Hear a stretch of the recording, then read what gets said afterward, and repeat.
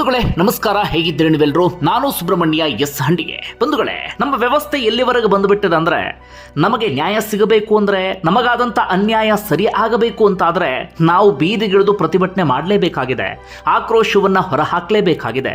ಇಲ್ಲ ಅಂತಾದರೆ ನಮ್ಮಲ್ಲಿ ಯಾವುದನ್ನೂ ಕೂಡ ದಕ್ಕಿಸಿಕೊಳ್ಳೋದಕ್ಕೆ ಸಾಧ್ಯ ಆಗೋದಿಲ್ಲ. ಯಾಕೆ ಈ ಮಾತನ್ನು ಹೇಳ್ತಾ ಇದ್ದೀನಿ ಅಂದರೆ, ಇತ್ತೀಚೆಗಷ್ಟೇ KS ಪೂರ್ವಭಾವಿ ಪರೀಕ್ಷೆ ನಡೀತು. ಹೆಚ್ಚು ಕಡಿಮೆ 2.5 ಲಕ್ಷ ವಿದ್ಯಾರ್ಥಿಗಳು ಪರೀಕ್ಷೆಯನ್ನು ಬರೆದಿದ್ರು. ಆ ಪರೀಕ್ಷೆಯಲ್ಲಾದಂಥ ಎಡವಟ್ಟಿನ ಬಗ್ಗೆ ನಿಮ್ಮೆಲ್ಲರಿಗೂ ಕೂಡ ಗೊತ್ತಾ ಇದೆ. ಮುಂದಿನ ಹಂತದಲ್ಲಿ ಎಕ್ಸ್ಪ್ಲೇನ್ ಮಾಡ್ತಾ ಹೋಗ್ತೇನೆ. ಆ ಪರಿಯಾದಂಥ ಎಡವಟ್ಟಾಗಿತ್ತು. ಅದಾದ ಬಳಿಕ ಆ ವಿದ್ಯಾರ್ಥಿಗಳೆಲ್ಲರೂ ಕೂಡ ಕಣ್ಣೀರು ಹಾಕೋದಿಕ್ಕೆ ಶುರು ಮಾಡಿಕೊಂಡಿದ್ರು. ಎಷ್ಟೋ ವರ್ಷದ ಕನಸು ನುಚ್ಚು ನೂರಾಗಿ ಬಿಟ್ಟಿದೆ. ಎಷ್ಟೋ ವರ್ಷದ ಕನಸಿಗೆ ಕೊಳ್ಳಿ ಇಡುವಂಥ ಕೆಲಸವನ್ನು ಈ KPSC ಎನ್ನುವಂಥ ಸಂಸ್ಥೆ ಮಾಡಿಬಿಟ್ಟಿದೆ. ದಯವಿಟ್ಟು ಎಕ್ಸಾಮ್ ಮಾಡಿ, ಇಲ್ಲ ಅಂತಾದ್ರೆ ನಮ್ಮ ಬದುಕೆ ಸರ್ವನಾಶ ಆಗಿ ಹೋಗಿಬಿಡುತ್ತೆ ಅಂತ ಕೇಳಿಕೊಂಡ್ರು, ವಾಯ್ಸ್ ರೈಸ್ ಮಾಡಿದ್ರು, ಬೇರೆ ಬೇರೆ ರೀತಿಯಲ್ಲಿ ಸರ್ಕಾರಕ್ಕೆ ತಲುಪಿಸುವಂತ ಪ್ರಯತ್ನವನ್ನ ಪಟ್ಟರು. ಆದ್ರೆ ಯಾವುದೇ ಪ್ರಯೋಜನ ಆಗಲಿಲ್ಲ. ಕೊನೆಗೆ ಆ ವಿದ್ಯಾರ್ಥಿಗಳು ಏನು ಮಾಡ್ತಾರೆ, ಪ್ರತಿಭಟನೆಯ ಹಾದಿಯನ್ನ ಹಿಡಿತಾರೆ, ಪ್ರತಿಭಟನೆ ಮಾಡೋದಕ್ಕೆ ಶುರು ಮಾಡ್ಕೊಳ್ತಾರೆ. ರಾಜ್ಯ ಸರ್ಕಾರದ ವಿರುದ್ಧ ತೀವ್ರ ಆಕ್ರೋಶವನ್ನು ಹೊರಹಾಕ್ತಾರೆ. ಕೊನೆಗೂ ರಾಜ್ಯ ಸರ್ಕಾರಕ್ಕೆ ಆ ಪ್ರತಿಭಟನೆಯ ಬಿಸಿ ತಟ್ಟಿದೆ. ಇಲ್ಲಿಯವರೆಗೆ ಕಣ್ಣು ಮುಚ್ಚಿಕೊಂಡು ನಿದ್ರೆ ಮಾಡ್ತಿದ್ದಂಥವರು ಈಗ ಎಚ್ಚೆತ್ತುಕೊಂಡಿದ್ದಾರೆ. ಕೊನೆಗೂ ವಿದ್ಯಾರ್ಥಿಗಳ ಹೋರಾಟಕ್ಕೆ ಜಯ ಸಿಕ್ಕಂತಾಗಿದೆ. ಅವರಿಗಾದಂಥ ಅನ್ಯಾಯ ಒಂದು ಹಂತಕ್ಕೆ ಸರಿ ಹೋಗುವ ಲಕ್ಷಣವೂ ಕೂಡ ಕಾಣಿಸ್ತಾ ಇದೆ. ಸಿದ್ದರಾಮಯ್ಯ ಈಗ ತಾನೇ ಕೆಲವೇ ಕ್ಷಣಗಳ ಹಿಂದೆ ಟ್ವೀಟ್ ಮಾಡಿ ಅಧಿಕೃತವಾಗಿ ಆದೇಶವನ್ನು ಹೊರಡಿಸಿದ್ದಾರೆ. ಈ KPSC ಗೆಜೆಟೆಡ್ ಪ್ರೊಫೆಷನರಿ ಎಕ್ಸಾಮ್ ನಡೆದಿತ್ತಲ್ಲ, ಅಥವಾ KS ಪೂರ್ವಭಾವಿ ಪರೀಕ್ಷೆ ನಡೆದಿತ್ತಲ್ಲ, 2 ತಿಂಗಳ ಒಳಗಾಗಿ ಎಕ್ಸಾಮ್ ಅನ್ನ ಮಾಡಬೇಕು, ಅಂದರೆ ಮರುಪರೀಕ್ಷೆಯನ್ನ ಮಾಡಬೇಕು, ಅದು ಕೂಡ 2 ತಿಂಗಳ ಒಳಗಾಗಿ ಅಂತ ಸ್ಪಷ್ಟವಾದಂಥ ಆದೇಶ, ಸ್ಪಷ್ಟವಾದಂಥ ಸೂಚನೆಯನ್ನು ಕೊಟ್ಟಿದ್ದಾರೆ. ಜೊತೆಗೆ ಈ ಪರೀಕ್ಷೆಯಲ್ಲಿ ಒಂದಷ್ಟು ಎಡವಟ್ಟಾಯ್ತಲ್ಲ, ಆ ಎಡವಟ್ಟಿಗೆ ಯಾರ್ಯಾರು ಕಾರಣ ಆಗಿದ್ದಾರೋ ಅವರೆಲ್ಲರನ್ನೂ ಕೂಡ ಅಮಾನತು ಮಾಡ್ತೀವಿ ಎನ್ನುವಂತಹ ಭರವಸೆಯನ್ನು ಕೂಡ ಈ ಸಂದರ್ಭದಲ್ಲಿ ಸಿದ್ದರಾಮಯ್ಯ ಕೊಟ್ಟಿದ್ದಾರೆ. ಈ ಮೂಲಕ ವಿದ್ಯಾರ್ಥಿಗಳ ಆಕ್ರೋಶಕ್ಕೆ ಅಥವಾ ಹೋರಾಟಕ್ಕೆ ಜಯ ಸಿಕ್ಕಂತಾಗಿದೆ. ಆ ಕಾರಣಕ್ಕಾಗಿ ನಾನು ಆರಂಭದಲ್ಲಿ ಹೇಳಿದ್ದು, ನಮಗೇನಾದರೂ ಅನ್ಯಾಯ ಆಯಿತು ಅಂತಾದರೆ, ನಮಗೆ ನ್ಯಾಯ ಸಿಗ್ತಿಲ್ಲ ಅಂತಾದರೆ ನಾವು ಪ್ರತಿಭಟನೆಯ ಹಾದಿಯನ್ನು ಹಿಡಿಲೇಬೇಕಾಗತ್ತೆ, ಬೀದಿಗೆ ಇಳಿದು ವಾಯ್ಸನ್ನು ರೈಸ್ ಮಾಡಲೇಬೇಕಾಗತ್ತೆ. ಆಗ ಮಾತ್ರ ನ್ಯಾಯವನ್ನು ಪಡೆದುಕೊಳ್ಳೋಕೆ ಸಾಧ್ಯ. ಏನು ವಿಚಾರ ಒಂದು ಸ್ವಲ್ಪ ಡೀಟೇಲ್ ಆಗಿ ಹೇಳ್ತಾ ಹೋಗ್ತೀನಿ. ಎಲ್ಲರೂ ಕೂಡ ತಿಳ್ಕೊಳ್ಬೇಕಾದಂಥ ಸಂಗತಿ. ಯಾಕಂದರೆ ನಮ್ಮಲ್ಲಿ ಸಾಕಷ್ಟು ಜನರಿಗೆ ಸರ್ಕಾರಿ ಕೆಲಸವನ್ನು ಪಡಿಬೇಕು ಎನ್ನುವಂಥ ಆಸೆ ಇರುತ್ತೆ. ಪೋಷಕರಿಗೂ ಕೂಡ ಆಸೆ ಇರುತ್ತೆ, ನಮ್ಮ ಮಕ್ಕಳಿಗೊಂದು ಸರ್ಕಾರಿ ಕೆಲಸ ಸಿಗಲಿ ಅಂತ. ಅವರು ಕೂಡ ಹಗಲು ರಾತ್ರಿ ಎಂದೇ ದುಡಿತಾ ಇರ್ತಾರೆ ಮಕ್ಕಳಿಗೊಂದು ಸರ್ಕಾರಿ ಕೆಲಸವನ್ನು ಕೊಡಿಸಬೇಕು ಅಂತ. ಆದರೆ ಈ KPSC ಎನ್ನುವಂಥ ಸಂಸ್ಥೆ ಇದೆಯಲ್ಲ, ಅವರೆಲ್ಲರ ಕನಸಿಗೆ ಕೊಳ್ಳಿ ಇಡುವಂಥ ಕೆಲಸವನ್ನು ಹಂತ ಹಂತವಾಗಿ ಮಾಡ್ತಾ ಇದೆ. ಆ ಸಂಸ್ಥೆಯಲ್ಲಿ ಬರೀ ಭ್ರಷ್ಟಾಚಾರ, ಬರೀ ಲಂಚಬಾಕತನ ಇದೇ ತುಂಬಿ ತುಳುಕ್ತಾ ಇದೆ. ಯಾವುದೇ ಪರೀಕ್ಷೆ ನಡೀಲಿ, ಒಂದು ಪರೀಕ್ಷೆಯನ್ನು ಕೂಡ ನೆಟ್ಟಾಗಿ ನಡೆಸೋದಿಲ್ಲ. ಯಾವ ಪರೀಕ್ಷೆ ನಡೀಲಿ ಅದರಲ್ಲಿ ಲಂಚಬಾಕತನ, ಭ್ರಷ್ಟಾಚಾರ ಇಂಥದ್ದೇ ಸದ್ದು ಮಾಡೋದಕ್ಕೆ ಶುರುವಾಗುತ್ತೆ. ಕ್ವಶನ್ ಪೇಪರ್ ಲೀಕ್ ಆಯಿತು, ಕ್ವಶನ್ ಪೇಪರ್ ಸೇಲ್ ಮಾಡ್ಕೊಂಡ್ರಂತೆ, ಆ ಹುದ್ದೆಗಳನ್ನು ಸೇಲ್ ಮಾಡಿಬಿಟ್ರಂತೆ, ಲಕ್ಷ ಲಕ್ಷ ಕೊಟ್ಟಂಥವ್ರಿಗೆ ಮಾತ್ರ ಕೆಲಸ ಅಂತೆ, ಇಲ್ಲದಂಥವ್ರಿಗೆ ಇಲ್ವಂತೆ. ಬರೀ ಇಂಥದ್ದೇ ಸುದ್ದಿಯನ್ನು ಈ KPSCಗೆ ಸಂಬಂಧಪಟ್ಟಾಗ ನಾವೆಲ್ಲರೂ ಕೂಡ ಕೇಳ್ತಾ ಇದ್ದೀವಿ. ಬಂಧುಗಳು, ಸಿಂಪಲ್ ಆಗಿ ಯೋಚನೆ ಮಾಡಿ, ಲಕ್ಷ ಲಕ್ಷ ಹಣವನ್ನು ಕೊಟ್ಟು ಸರ್ಕಾರಿ ಹುದ್ದೆಯನ್ನು ಪಡೆದಂಥವನು ಅದಾದ ಬಳಿಕ ಮತ್ತೊಮ್ಮೆ ಲಂಚಕ್ಕೆ ಕೈ ಹೊಡೆದ ಆತ ಇನ್ನೇನು ಮಾಡ್ತಾನೆ? ಆತ ಮತ್ತೆ ಜನರಿಗೆ ಸರಿಯಾದ ರೀತಿಯಲ್ಲಿ ಸೇವೆ ಮಾಡೋದಕ್ಕೆ ಸಾಧ್ಯ ಆಗುತ್ತಾ, ಅಥವಾ ಪ್ರಾಮಾಣಿಕನ ಕೆಲಸ ಮಾಡ್ತಾನೆ? ಸಾಧ್ಯವೇ ಇಲ್ಲ.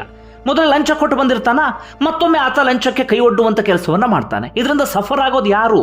ಇದರಿಂದ ಮತ್ತೊಮ್ಮೆ ಜನ ಸಫರ್ ಆಗ್ತಾರೆ. ಯಾಕೆ ಈ ಮಾತನ್ನು ಹೇಳ್ತಿದ್ದೀನಿ ಅಂದರೆ, ಈ KPSC ಲಂಚಬಾಕತನ ಅಥವಾ ಭ್ರಷ್ಟಾಚಾರ ಇದೆಯಲ್ಲ, ಇದು ಸಣ್ಣ ಪುಟ್ಟ ಸಮಸ್ಯೆ ಅಲ್ಲ. ಇದರಿಂದ ಇಡೀ ಸೊಸೈಟಿಗೆ ಅಥವಾ ಇಡೀ ಸಮಾಜಕ್ಕೆ ದೊಡ್ಡ ಸಮಸ್ಯೆ ಆಗ್ತಾ ಇದೆ. ಲಂಚ ತಗೊಂಡು ಯಾರಿಗೋ ಕೆಲಸ ಕೊಡ್ತಾರೆ, ಆ ಕೆಲಸವನ್ನು ಪಡೆದಂಥ ಜನರಿಂದ ಲಂಚ ಪಡೆಯೋದಿಕ್ಕೆ ಶುರು ಮಾಡ್ಕೊಳ್ತಾನೆ. ಇದರಿಂದ ಎಲ್ರಿಗೂ ಸಮಸ್ಯೆ ಆಗ್ತಾ ಇದೆ. ಆದರೆ KPSC ಎನ್ನುವಂಥ ಸಂಸ್ಥೆ ಮಾತ್ರ ಸರಿಯಾಗ್ತಿಲ್ಲ. ಕೋರ್ಟ್ ಮತ್ತೆ ಮತ್ತೆ ಚೀಮಾರಿ ಹಾಕಿದ್ದಾಯ್ತು, ಮಾಧ್ಯಮಗಳಲ್ಲಿ ನಿರಂತರವಾಗಿ ಸುದ್ದಿ ಪ್ರಕಟ ಆಗಿದ್ದಾಯ್ತು, ಒಂದಷ್ಟು ದಕ್ಷ IAS ಅಧಿಕಾರಿಗಳು ವ್ಯವಸ್ಥೆಯನ್ನು ಸರಿ ಮಾಡ್ತೀವಿ ಅಂತ ಬಂದಿದ್ದಾಯ್ತು. ಆದರೆ ಸಾಧ್ಯ ಆಗಿಲ್ಲ. ಯಾರೆಲ್ಲ ಅಧಿಕಾರಿಗಳು ಬರ್ತಾರೆ ಸ್ವಲ್ಪ ಪ್ರಾಮಾಣಿಕವಾಗಿ ಕೆಲಸ ಮಾಡ್ತೀವಿ ಅಂತ, ಅಂಥವ್ರನ್ನೇ ಅಲ್ಲಿ ವರ್ಗಾವಣೆ ಮಾಡಿಸುವಂಥ ಕೆಲಸ ಆಗಿಬಿಡುತ್ತೆ, ಅಂಥವ್ರನ್ನೇ ಬೇರೆ ಕಡೆ ಟ್ರಾನ್ಸ್ಫರ್ ಮಾಡಿಸಿಬಿಡ್ತಾರೆ. ಇಂತಹ ವ್ಯವಸ್ಥೆ ಇದೆ. ಆದರೆ ಇದನ್ನು ಸರಿ ಮಾಡೋದಕ್ಕೆ ಸಾಧ್ಯ ಆಗ್ತಿಲ್ಲ. ಯಾಕೆ, ಏನು, ಯಾರಿಗೂ ಅರ್ಥ ಆಗ್ತಾ ಇಲ್ಲ. ರಾಜ್ಯ ಸರ್ಕಾರವು ಅದರ ಬಗ್ಗೆ ತಲೆ ಕೆಡಿಸ್ಕೊಳ್ತಾ ಇಲ್ಲ. ರಾಜ್ಯ ಸರ್ಕಾರ ಕಣ್ಣು ಮುಚ್ಕೊಂಡು ಆರಾಮಾಗಿದೆ. BJP ಅಧಿಕಾರಕ್ಕೆ ಬರಲಿ, ಕಾಂಗ್ರೆಸ್ ಬರಲಿ, JDS ಬರಲಿ, ಆದರೆ KPSCಯನ್ನು ಮಾತ್ರ ಸರಿ ಮಾಡೋದಕ್ಕೆ ಸಾಧ್ಯವೇ ಆಗ್ತಾ ಇಲ್ಲ. ಈಗ ಈ ಪರೀಕ್ಷೆಯ ವಿಚಾರಕ್ಕೆ ಬರ್ತೀನಿ. 27ನೇ ತಾರೀಕು ನಡೆದಂಥ ಪರೀಕ್ಷೆ ಇದು. ಹೆಚ್ಚು ಕಡಿಮೆ 2.5 ಲಕ್ಷ ಅಭ್ಯರ್ಥಿಗಳು ಪರೀಕ್ಷೆಯನ್ನು ಬರೆದಿದ್ದಾರೆ. ಆ 27ನೇ ತಾರೀಕು ಪರೀಕ್ಷೆಯ ದಿನಾಂಕವನ್ನು ನಿಗದಿಪಡಿಸಲಾಗಿತ್ತಲ್ಲ, ಆಗಲೇ ವಿದ್ಯಾರ್ಥಿಗಳು ವಿರೋಧವನ್ನು ವ್ಯಕ್ತಪಡಿಸಿದ್ರು. ಯಾಕೆ ಅಂದರೆ, ವಿದ್ಯಾರ್ಥಿಗಳು ಒಂದಷ್ಟು ವಿಚಾರವನ್ನು ಮುಂದಿಟ್ಟಿದ್ರು. ಕ್ವಶನ್ ಪೇಪರ್ ನೀವು 1 ವಾರ ಮುಂಚೆ ರೆಡಿ ಮಾಡಬೇಕು, ಆದರೆ 1 ತಿಂಗಳ ಮುಂಚೆ ರೆಡಿ ಮಾಡ್ಕೊಂಡಿದ್ದೀರಿ ಅಂದರೆ ಏನರ್ಥ? ಕಾನೂನು ಪ್ರಕಾರವೇ ಒಂದು ವಾರದ ಮುಂಚೆ ರೆಡಿ ಮಾಡಬೇಕು. ಆದರೆ ನೀವೇ ಈಗಾಗಲೇ ಹೇಳಿಬಿಟ್ಟಿದ್ರು 1 ತಿಂಗಳ ಮುಂಚೆ ರೆಡಿ ಆಗಿಬಿಟ್ಟಿದೆ ಅಂತ ಹೇಳಿ. 1 ತಿಂಗಳ ಮುಂಚೆ ಕ್ವಶನ್ ಪೇಪರ್ ರೆಡಿ ಆಗಿದೆ ಅಂತಾದರೆ ಅಲ್ಲಿ ಏನೋ ನಡೀತಾ ಇದೆ. 100ಕ್ಕೆ 100ರಷ್ಟು ಈ ಪರೀಕ್ಷೆ ಪಾರದರ್ಶಕವಾಗಿ ನಡೆಯೋದಿಲ್ಲ. ನೀವು ನಿಮಗೆ ಬೇಕಾದಂಥವರಿಗೆ ಆ ಕ್ವಶನ್ಸ್ ಪೇಪರ್ಗಳನ್ನು ಸೇಲ್ ಮಾಡ್ಕೊಂಡು ಬಿಟ್ಟಿದ್ದೀರಿ ಅಂತ ಹೇಳಿ ವಿದ್ಯಾರ್ಥಿಗಳು ಆರೋಪ ಮಾಡಿದ್ರು.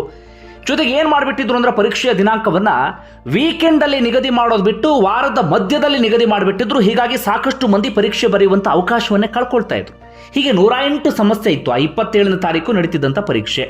ಈ ಕಾರಣಕ್ಕಾಗಿ ಈ ಹಿಂದೆ ರೆಡಿ ಆಗಿರುವಂಥ ಕ್ವಶನ್ಸ್ ಪೇಪರ್ ಬೇಡ, ನೀವು ನೀಟಾಗಿ ಒಂದು ಎಕ್ಸಾಮನ್ನು ಕಂಡಕ್ಟ್ ಮಾಡಿ, ಇಲ್ಲ ಅಂತ ಆಗ್ಬಿಟ್ರೆ ಬಹಳ ವಿದ್ಯಾರ್ಥಿಗಳಿಗೆ ಅನ್ಯಾಯ ಆಗುತ್ತೆ ಅಂತ ವಿದ್ಯಾರ್ಥಿಗಳು ಪ್ರತಿಭಟನೆ ಮಾಡಿದ್ರು, ತೀವ್ರ ಆಕ್ರೋಶವನ್ನು ಹೊರಹಾಕಿದ್ರು. ನಾನು ಕೂಡ ವಿಚಾರಕ್ಕೆ ಸಂಬಂಧಪಟ್ಟ ವರದಿಯನ್ನು ಬಿತ್ತರಿಸಿದ್ದೆ, ಆದರೆ ಯಾವುದೇ ಪ್ರಯೋಜನ ಆಗಲಿಲ್ಲ. KPSC ಹಠಕ್ಕೆ ಬಿದ್ದು 27ನೇ ತಾರೀಕಿಗೆ ಪರೀಕ್ಷೆ ನಡೆಸುತ್ತೆ. ಅದಾದರೂ ಸರಿಯಾದ ರೀತಿಯಲ್ಲಿ ಪರೀಕ್ಷೆ ನಡೆದಿದೆಯಾ, ನೆಟ್ ಪರೀಕ್ಷೆ ನಡೆಸಿದ್ದಾರಾ? ಇಲ್ಲ. ಆ ಕ್ವಶನ್ಸ್ ಪೇಪರ್ ನೋಡಿ ಅಭ್ಯರ್ಥಿಗಳು ತಲೆ ಕೆಡಿಸ್ಕೊಂಡು ಬಿಟ್ಟಿದ್ದಾರೆ. ಯಾಕೆ ಈ ರೀತಿಯಾದಂಥ ಕ್ವಶನ್ಸ್ ಪೇಪರ್ನ ಪ್ರಿಪೇರ್ ಮಾಡಿಬಿಟ್ಟಿದ್ದಾರೆ? UPSC ಪರೀಕ್ಷೆ ಇದ್ದಂಗಿದೆ. ಇವ್ರಿಗೆ ನಾವೆಲ್ಲ ಇಲ್ಲಿ ಪರೀಕ್ಷೆ ಬರೆದು ಪಾಸ್ ಆಗಬೇಕು ಅನ್ನುವಂಥ ಉದ್ದೇಶ ಇದೆಯಾ, ಅಥವಾ ಇವ್ರ ಉದ್ದೇಶ ಏನು ಅಂತ ವಿದ್ಯಾರ್ಥಿಗಳು ಪ್ರಶ್ನೆ ಮಾಡಿದರು. ಒಂದು, ಪ್ರಶ್ನೆ ಪತ್ರಿಕೆ ಅತ್ಯಂತ ಕಠಿಣ ಅಂತ, ಅದನ್ನು ಹೇಗೋ ಸಹಿಸ್ಕೊಳ್ತಾರೆ ಬಿಡಿ, ಚೆನ್ನಾಗಿ ಓದಂಥವ್ರು ಪಾಸ್ ಆಗ್ತಾರೆ ಅಂತ ಅಂದ್ಕೊಳ್ಳೋಣ. ಆದರೆ ಕ್ವಶನ್ಸ್ ಪೇಪರ್ ನೆಟ್ಟಿಗೆ ರೆಡಿ ಮಾಡಿದ್ದಾರಾ? ಇಲ್ಲ. ಇಂಗ್ಲಿಷ್ನಿಂದ ಕನ್ನಡಕ್ಕೆ ಭಾಷಾಂತರ ಆಗುವ ಸಂದರ್ಭದಲ್ಲಿ ಅಥವಾ ಟ್ರಾನ್ಸ್ಲೇಟ್ ಆಗುವಂಥ ಸಂದರ್ಭದಲ್ಲಿ 60 ಪ್ರಶ್ನೆಗಳಲ್ಲಿ ತಪ್ಪಿದೆ. 60 ಪ್ರಶ್ನೆಯಲ್ಲಿ ತಪ್ಪಿದೆ ಅಂದರೆ ಏನು ಹೇಳಬೇಕು ಹೇಳಿ? ಯಾರ್ಯಾರು ಕನ್ನಡದಲ್ಲಿ ಪರೀಕ್ಷೆ ಬರೀಬೇಕು ಅಂತ ಹೋಗಿದ್ರು, ಕನ್ನಡದಲ್ಲಿ ಪರೀಕ್ಷೆ ಬರೆದು ನಾವು ಪಾಸ್ ಆಗೋಣ ಅಂತ ಕನಸನ್ನು ಕಂಡಿದ್ರು, ಅಂಥವ್ರಿಗೆಲ್ಲರಿಗೂ ಕೂಡ ದೊಡ್ಡ ಮಟ್ಟಿಗೆ ಅನ್ಯಾಯ ಆಗಿಬಿಟ್ಟಿತ್ತು. ಒಂದು 2 ಉದಾಹರಣೆ ಕೊಡ್ತೀನಿ ಕೇಳಿ, ಆಗ ನಿಮ್ಗೆ ಅರ್ಥ ಆಗುತ್ತದು. ಇಂಗ್ಲೀಷ್ನಲ್ಲಿ ಯಾವುದೋ ಒಂದು ಪ್ರಶ್ನೆಗೆ ABC ಉತ್ತರ ಆಪ್ಷನ್ ಇರುತ್ತಲ್ಲ, ಅದರಲ್ಲಿ ಆಪ್ಷನ್ ಹೇಗಿದೆ ಅಂದರೆ ಇಂಗ್ಲೀಷ್ನಲ್ಲಿ ಹೆವಿಯೆಸ್ಟ್ ಬರ್ಡ್ ಅಂತ ಇದೆ. ಅದನ್ನು ಕನ್ನಡಕ್ಕೆ ಟ್ರಾನ್ಸ್ಲೇಟ್ ಮಾಡಿದಾಗ ಏನಾಗ್ಬಿಟ್ಟಿದೆ ಅಂದರೆ ವೇಗವಾಗಿ ಹಾರಾಡುವಂಥ ಪಕ್ಷಿ ಅಂತ. ಹೆವಿಯೆಸ್ಟ್ ಬರ್ಡ್ ಅಂದರೆ ಏನು, ವೇಗವಾಗಿ ಹಾರಾಡುವ ಪಕ್ಷಿ ಅಂದರೆ ಏನು, ಎಂಥ ವ್ಯತ್ಯಾಸ? ಹಾಗೆ ಇನ್ನೊಂದು ಇದರಲ್ಲಿ ಏನಾಗ್ಬಿಟ್ಟಿದೆ ಪ್ರಶ್ನೆಯಲ್ಲಿ, ಕನ್ನಡದಲ್ಲಿ ಏನಿದೆ ರಾಜ್ಯಸಭೆ ಅಂತ ಇದೆ, ಇಂಗ್ಲೀಷ್ನಲ್ಲಿ ಸ್ಟೇಟ್ ಅಸೆಂಬ್ಲಿ ಅಂತ ಇದೆ. ವ್ಯತ್ಯಾಸ ಇಲ್ವಾ? ರಾಜ್ಯಸಭೆಗೂ ಸ್ಟೇಟ್ ಅಸೆಂಬ್ಲಿಗೂ ಯಾವುದೇ ವ್ಯತ್ಯಾಸ ಇಲ್ವಾ? ಇಂಥದ್ದು ಪ್ರಶ್ನೆ ನನಗೆ ಹೆಕ್ತಾ ಹೋಗ್ಬಿಟ್ರೆ ಅಥವಾ ಅದನ್ನು ಇಡ್ತಾ ಹೋಗ್ಬಿಟ್ರೆ ನಿಮ್ಗೆ 50ರಿಂದ 60 ಸಿಗ್ತಾ ಹೋಗ್ತವೆ. ಈ ರೀತಿ ಆಗಿಬಿಟ್ರೆ ವಿದ್ಯಾರ್ಥಿಗಳಿಗೆ ಏನು ಮಾಡಬೇಕು? ಅದಾದ ಬಳಿಕ ಮತ್ತೆ ವಿದ್ಯಾರ್ಥಿಗಳು ವಾಯ್ಸ್ ರೈಸ್ ಮಾಡೋದಕ್ಕೆ ಶುರು ಮಾಡ್ಕೊಳ್ತಾರೆ. ಅವ್ರಿಗೆ ಸಾಕಷ್ಟು ಮಂದಿ ಸಾಥನ್ನು ಕೊಡ್ತಾರೆ. ಆದರೆ ಪರೀಕ್ಷೆಯನ್ನು ಪ್ರಶ್ನೆ ಪತ್ರಿಕೆಯಿಂದ ಯಾರು ರೆಡಿ ಮಾಡ್ಕೊಂಡಿದ್ರು ಅವರೆಲ್ಲರೂ ಕೂಡ ತಮ್ಮಂತಾವು ಸಮರ್ಥನೆ ಮಾಡ್ಕೊಳ್ಳೋಕೆ ಶುರು ಮಾಡ್ಕೊಂಡು ಬಿಟ್ಟಿದ್ರು. ವಿದ್ಯಾರ್ಥಿಗಳೇ ಹಾಗೆ, ವಿದ್ಯಾರ್ಥಿಗಳೇ ಹೀಗೆ, ಆ ಕಾರಣಕ್ಕೆ ಮಾಡ್ತಿದ್ದಾರೆ, ಈ ಕಾರಣಕ್ಕೆ ಮಾಡ್ತಿದ್ದಾರೆ, ನಾವೇ ಸರಿ ಇದ್ದೀವಿ, ಹಾಗೆ ಹೀಗೆ ಅಂತ ಮೊಂಡು ವಾದವನ್ನು ಮಂಡಿಸ್ತಾ ಇದ್ರು. ಆದರೆ ಒಂದು ಹಂತಕ್ಕೆ ವಿದ್ಯಾರ್ಥಿಗಳ ಪರವಾಗಿ ಒಂದಷ್ಟು ಮಂದಿ ನಿಂತ್ಕೊಳ್ತಾರೆ. ವಿದ್ಯಾರ್ಥಿಗಳು ಕೂಡ ಇವತ್ತು ಫ್ರೀಡಂ ಪಾರ್ಕ್ನಲ್ಲಿ ಪ್ರತಿಭಟನೆಯನ್ನು ಕೂಡ ನಡೆಸಿದ್ರು. ರಾಜ್ಯ ಸರ್ಕಾರದ ಗಮನಕ್ಕೆ ತರುವಂಥ ಕೆಲಸವನ್ನು ಕೂಡ ಮಾಡ್ತಾರೆ. ಕೊನೆಗೂ ರಾಜ್ಯ ಸರ್ಕಾರ ಎಚ್ಚೆತ್ತುಕೊಂಡು ಇದೀಗ ಮರು ಪರೀಕ್ಷೆ ನಡೆಸ್ತೀವಿ ಅಂತ ಹೇಳಿ ಸ್ಪಷ್ಟವಾದಂಥ ಭರವಸೆಯನ್ನು ಕೊಟ್ಟಿದೆ. ಸ್ಪಷ್ಟ ಭರವಸೆ ಮಾತ್ರ ಅಲ್ಲ, ಅಧಿಕೃತವಾಗಿ ಆದೇಶವನ್ನು ಹೊರಡಿಸಲಾಗಿದೆ. ಇದರಿಂದ ಎಷ್ಟು ಸಮಸ್ಯೆ ಆಯ್ತು ಗೊತ್ತಾ? ಅವತ್ತು 27ನೇ ತಾರೀಕು ಹಠಕ್ಕೆ ಬಿದ್ದು ಪರೀಕ್ಷೆ ನಡೆಸಿದ್ರು. ಒಂದು ಕಡೆಯಿಂದ ವಿದ್ಯಾರ್ಥಿಗಳ ಶ್ರಮ ವ್ಯರ್ಥ, ಮತ್ತೊಂದು ಕಡೆಯಿಂದ ಪರೀಕ್ಷೆಗೆ ಕೋಟ್ಯಾಂತರ ರೂಪಾಯಿ ಹಣವನ್ನು ವ್ಯಯಿಸಲಾಗಿದೆ ಅಥವಾ ವೆಚ್ಚ ಮಾಡಲಾಗಿದೆ, ಅದು ಕೂಡ ವ್ಯರ್ಥ. ಆ ಹಣ ಯಾರ್ದು? ಒಂದ್ಸಗೆ ನಮ್ಮ ತೆರಿಗೆ ಹಣವೇ. ಇದೆಲ್ಲ ಯಾವಾಗ ಸರಿಯಾಗುತ್ತೋ? ನಮ್ಮ ವ್ಯವಸ್ಥೆಯನ್ನು ಪ್ರಶ್ನೆ ಮಾಡೋದು ಯಾರು, ಸರಿಪಡಿಸೋದು ಯಾರು, ಒಂದು ಅರ್ಥ ಆಗ್ತಿಲ್ಲ. ಇನ್ನೊಂದು ಕಡೆ ಏನಾಗ್ಬಿಟ್ಟಿದೆ, ಮೊನ್ನೆ ತಾನೇ ಆ ವಿದ್ಯಾರ್ಥಿಗಳು ಪ್ರತಿಭಟನೆ ಮಾಡ್ತಿದ್ರಲ್ಲ, ಅವ್ರನ್ನ ಸ್ಟೇಷನ್ಗೆ ಕರ್ಕೊಂಡು ಹೋಗಿ ಸ್ಟೇಷನಲ್ಲಿ ಇಡೀ ದಿನ ಕೂರಿಸ್ಕೊಂಡು ACP ಚಂದನ್ ಕುಮಾರ್ ಮೇಲೆ ಆರೋಪ ಕೇಳಿಬಂತು. ACP ಚಂದನ್ ಕುಮಾರ್ ಕೆಟ್ಟ ಕೊಳಕ ಭಾಷೆಯನ್ನು ಬಳಸಿದ್ರಂತೆ, ಅವನ್ನ ಅತ್ಯಂತ ಕೆಟ್ಟದಾಗಿ ನಡೆಸ್ಕೊಂಡ್ರಂತೆ. ಯಾಕೆ ಹೀಗಾಗ್ತಿದೆಯೋ? ನಮ್ಮಲ್ಲಿ ಪ್ರಶ್ನೆ ಮಾಡುವಂಥವ್ರಿಲ್ಲ. ಯಾರಾದರೂ ಪ್ರಶ್ನೆ ಮಾಡಿದ್ರು, ಪ್ರತಿಭಟನೆ ಮಾಡಿದ್ರು ಅಂದ್ರೆ ಅವರ ವಾಯ್ಸನ್ನು ಅಡಗಿಸುವಂಥ ಕೆಲಸವನ್ನು ನಿರಂತರವಾಗಿ ಇನ್ನೊಂದಷ್ಟು ಮಂದಿ ಮಾಡ್ಕೊಂಡು ಹೋಗ್ತಾರೆ. ಇದೆಲ್ಲ ಯಾವಾಗ ಸರಿಯಾಗುತ್ತೋ ಗೊತ್ತಿಲ್ಲ.